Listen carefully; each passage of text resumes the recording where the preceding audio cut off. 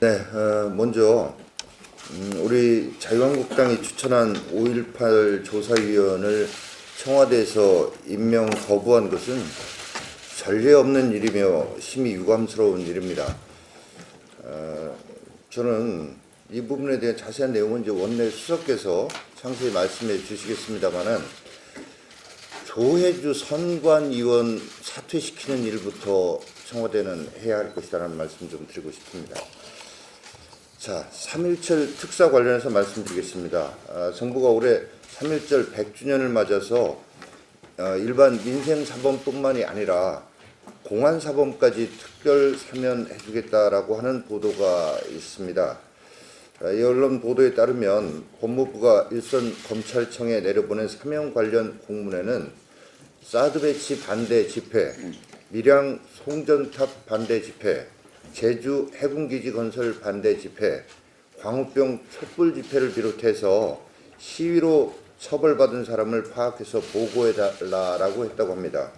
또한 서울 도심에서 불법 시위를 주도한 한상균 전 민주노총 위원장과 내란 선동 혐의로 수감되어 있는 이석기 전 통진당 의원도 포함될 것이라는 얘기까지 흘러나오고 있습니다.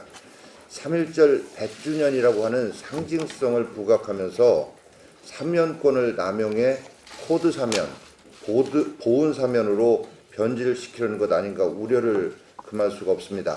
아무리 사면이 대통령의 고유 권한이라고는 하지만은 국민의 법 감정과 정서에 반하는 공안사범에 대한 사면은 헌법소라고 하는 대통령의 책무에 반하는 것이라는 것을 지적하고 사회 혼란을 가중시킬 수 있는 시위, 공안사범에 대한 사면은 하지 말아야 될 것이라는 점을 촉구합니다.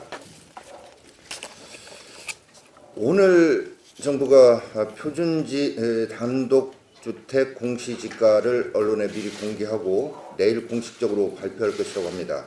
언론에 따르면은 표준지 공시지가 대폭 인상이 예고되고 있습니다. 그래서 이례적으로 지자체들까지 우려하는 상황이 벌어지고 있습니다. 특히 공시지가가 상승하면 보유세가 올라가는 것뿐만 아니라 건강보험료를 비롯해서 각종 부담금이 덩달아 오르게 되어 있습니다. 국민의 추가 부담이 가중될 수밖에 없습니다. 많은 부동산 전문가들은 주택이나 상가의 임대료 인상으로 이어질 수밖에 없을 것이라고 예상하고 있습니다. 나타나고 있는 시장 상황은 이렇게 불을 보듯 뻔하게 예상되고 있는데도 시장에 역행하는 정책을 쏟아내는 정부의 본뜻이 무엇인가 되묻지 않을 수 없습니다. 문재인 정부는 경제정책조차도 선과 악이라고 하는 이분법으로 이렇게 구분하고 대처하고 있는 것이라고 하는 의구심을 가질 수밖에 없습니다. 부동산 문제를 언급하면서 집을 가진 사람을 탐욕을 가진 사람이다라고 표현하고 있습니다. 다주택자를 죄인 취급해서는 부동산 시장의 문제를 풀 수 없습니다. 다주택자가 주택을 거래할 수 있는 퇴로를 열어주면서 보유세를 올려야 하지 않겠습니까? 보유세를 올리면 이렇게 거래세를 낮춰서 퇴로를 열어줘야 하는데 그런 조치도 취하지 않으면서 쥐도 도망갈 구멍을 보고 쫓으라는 옛말이 생각납니다만은 이거는 국민을 괴롭히기 위한 정책이라고 볼 수밖에 없습니다. 역전세난을 비롯해서 수많은 문제가 복잡하게 얽혀있는 부동산 시장 문제 해결하려면 친시장적으로 접근해야 할 것이라는 점을 지적하고 거듭 말씀드립니다. 보유세 올리면 다주택자들에게 퇴로를 열어준다는 의미에서 거래세를 낮추는 정책이 수반돼야 한다는 점을 지적합니다. 한 가지만 더 말씀드리겠습니다. 최근에 민주당에서 벤처 기업에 대해서 차등 의결권 제도 도입 얘기가 있었습니다. 이 제도는 벤처기업이 투기자본으로부터 공격당하지 않고 성장할 수 있게 지원한다는 긍정적인 측면도 있다는 점 인정합니다. 그러나 부작용이 참으로 많이 우려되는데 이런 점이 고려되지 않고 있습니다. 현재의 경영진에 대해서 과도한 권한이 집중될 수밖에 없습니다. 사익 추구의 위험이 확대될 수 있고 의결권에서 차별받는 기존 주주나 소수 주주들의 권리가 약화될 수밖에 없습니다.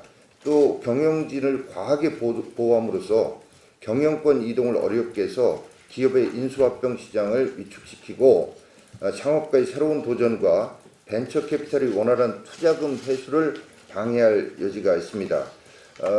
미국 실리콘밸리에서 활발한 민간의 투자가 이루어지는 것은 이 벤처 캐피탈의 투자금 회수가 빠르고 또 원활하게 이루어지기 때문에도 투자가 활발하게 이루어진다는 점을 참고할 필요가 있습니다.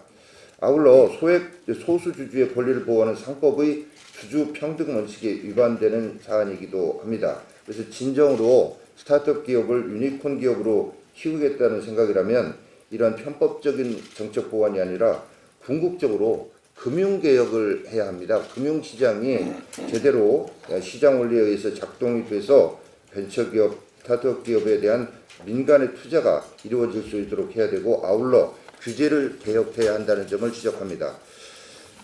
상법과 공정거래법에 대해서는 추후에 자세한 말씀을 드리겠습니다마는 정부 여당에서 추진하고 있는 상법과 공정거래법 개정 무엇보다도 지금 경기 하강이 뚜렷해지고 있습니다. 우리 경제의 버팀목인 기업들의 활동을 위축시키는 법 개정을 강행할 때가 아니라는 점을 지적합니다.